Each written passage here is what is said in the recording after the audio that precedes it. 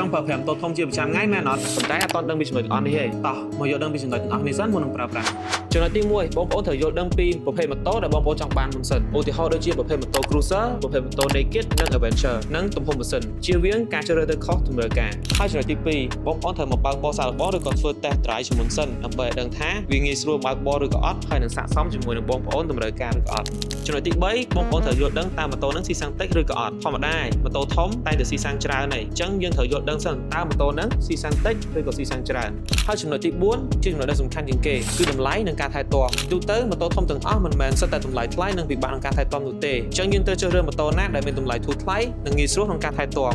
ហើយនេះគឺជាម៉ូតូ Royal Enfield Hunter 350cc ហើយម៉ូតូនេះគឺជាប្រភេទម៉ូតូ Naked ដែលមានកម្លាំង 350cc និងងាយស្រួលប្រើប្រាស់នៅក្នុងទីក្រុងរីឯកម្រិតស៊ីសាំងវិញ 100 គីឡូប្រើប្រាស់ត្រឹមតែ3ទៅ 3.5 លីត្រតែប៉ុណ្ណោះហើយសម្រាប់ម៉ូតូមួយនេះតម្លៃត្រឹមតែ